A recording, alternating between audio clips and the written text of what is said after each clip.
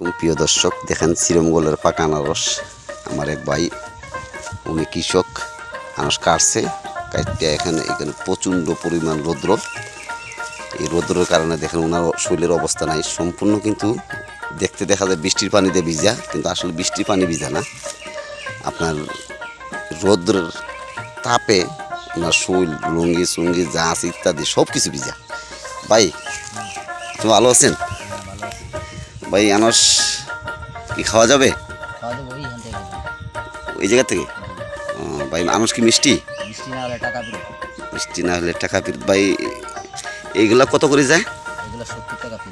70 টাকা পিস। এটা কি শ্রীরামগোলের শ্রেষ্ঠ বড় আনারস না? এটা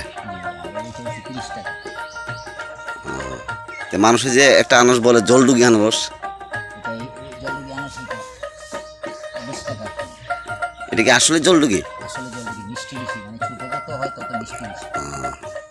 তো ভাই আপনি কতটুকু জায়গা করছেন?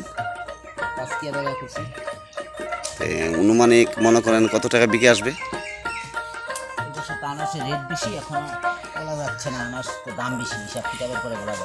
আচ্ছা, এরপরও মানে কত টাকা বিকে আসতে পারে?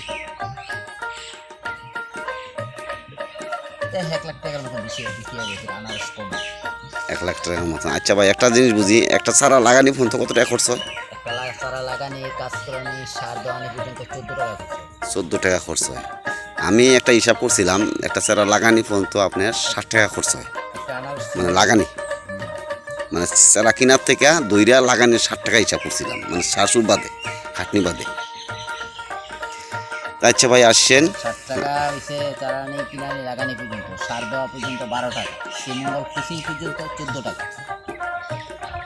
এরপর পাবলিক বলে আনারস সস্তা। আসলে আমাদের শ্রীরামগোলার আনারস খুব সুস্বাদু, মানে আনারস না খাইলে বোঝা যায় না।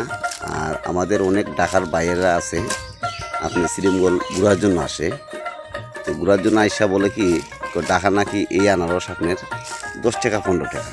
আসলে জানি না তারা কি মিথ্যা কথা বলে না সত্য কথা বলে, তাও জানি না, কিন্তু শ্রীরামগোলের আনারস আমার জানা মতন ঢাকা যায় না। আর যারাই হায়েস্ট ব্রাহ্মণবাড়িয়া পর্যন্ত যায়, আর যারা বলে 60 টাকা 8 টাকা 20 টাকা পিস, এটা ভুল কথা। কারণ শ্রীরামগোলের আনারস শ্রীরামগোলই বিক্রি চড়া দামে। যেদিন বাজার 20 টাকার আনারস 20 টাকা, মানে মূলত একটা আনারস আপনার শ্রীরামগোলেরই একবার সর্বনিম্ন যদি একবার পানির দামে যায় 30 টাকা পিস যায়। তো কীভাবে তারা এই 60 টাকা 8 টাকা 10 টাকা পিস আনারস খায় আমরা মাথায় ধরে না। যাক আসবেন শ্রীরামগোল, আমাদের এখানে এই ভাইয়ের এখানে আসবেন, যোগাযোগ করবেন, আমি কমেন্টে নম্বর দিবেন, আমি যোগাযোগ করাই দিব। এই ভাইয়ের এখানে আসলে আপনারা মনে করেন বাগানে কাইটা ফল খাইতে পারবেন। তো ভালো থাকবেন, সুস্থ থাকবেন, আল্লাহ হাফেজ।